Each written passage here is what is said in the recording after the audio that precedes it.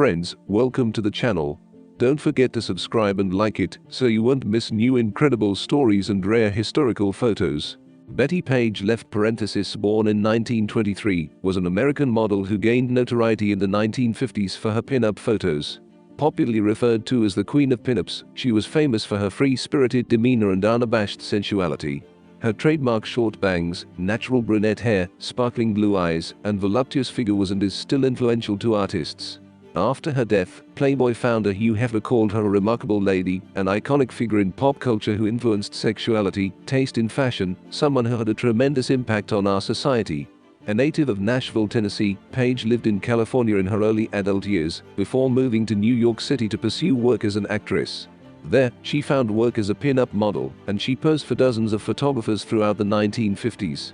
Page was Miss January 1955, one of the earliest Playmates of the Month for Playboy magazine. After years in obscurity, she experienced a resurgence of popularity in the 1980s. In 1959, Page converted to evangelical Christianity and worked for Billy Graham, studying at Bible colleges in Los Angeles and Portland, Oregon, with the intent of becoming a missionary. The latter part of Page's life was marked by depression, violent mood swings, and several years in a state psychiatric hospital with paranoid schizophrenia.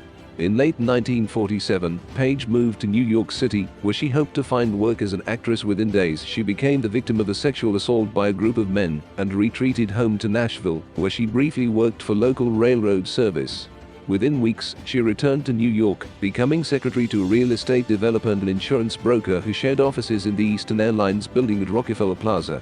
In 1950, while walking along the Coney Island shore, Betty met NYPD officer Jerry Tibbs, who was an avid photographer, and he gave Betty his card.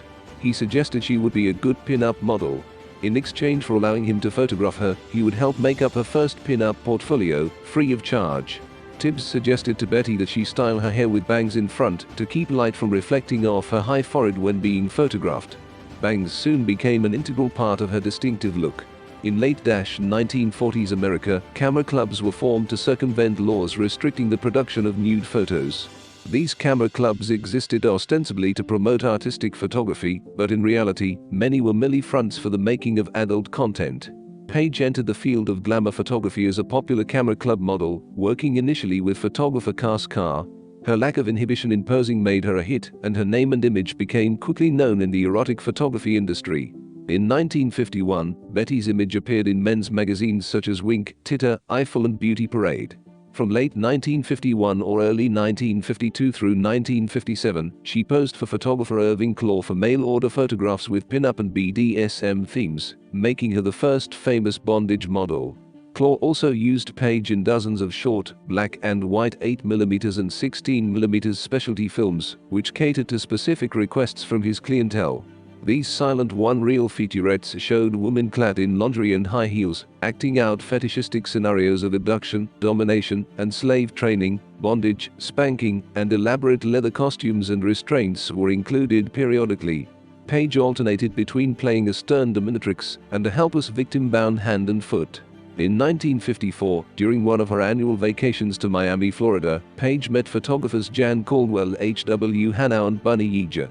At that time, Page was the top pin-up model in New York. Yeager, a former model and aspiring photographer, signed Page for a photo session at the now-closed Wildlife Park Africa, USA, in Boca Raton, Florida. The Jungle Betty photographs from this shoot are among her most celebrated. They include nude shots with a pair of cheetahs named Maha and Mbili. Page herself made the leopard skin patterned jungle girl outfit she wore, along with much of her lingerie. After Yeager sent shots of Page to Playboy founder Hugh Hefner, he selected one to use as the Playmate of the Month centerfold in the January 1955 issue of the two-year-old magazine. The famous photo shows Page, wearing only a Santa hat, kneeling before a Christmas tree, holding an ornament and playfully winking at the camera. In 1955, Page won the title Miss Pinup Girl of the World. She also became known as the Queen of Curves and the Dark Angel. While pin-up and glamour models frequently have careers measured in months, Page was in demand for several years, continuing to model until 1957. The reasons reported for Page's departure from modeling vary. Some reports mentioned the careful hearings of the United States Senate Special Committee to investigate crime and interstate commerce as a potential reason, after a young man apparently died during a session of bondage, which was rumored to be inspired by images featuring Page. After leaving modeling, Page converted to Christianity and became a born-again evangelist on December 31, 1959, while living in Key West, Florida. She recalled in 1998, "When I gave my life to the Lord, I began to think He disapproved of all those nude pictures of me." During the 1960s, she attempted to become a Christian missionary in Africa, but was rejected for having had a divorce. Over the next few years, she worked for various Christian organizations before settling in Nashville in 1963 and re-enrolled at Peabody College to pursue a master's degree in education, but eventually dropped out. She moved to Southern California in October 1978. There she had a nervous breakdown and had an altercation with her landlady.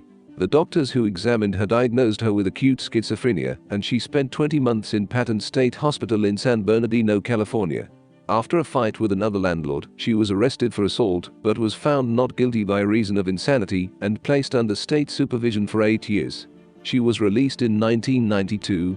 According to longtime friend and business agent Mark Rosler, Page was hospitalized in critical condition on December 6, 2008. Rosler was quoted by the Associated Press as saying Page had a heart attack and by Los Angeles television station KNBC as claiming Page had pneumonia.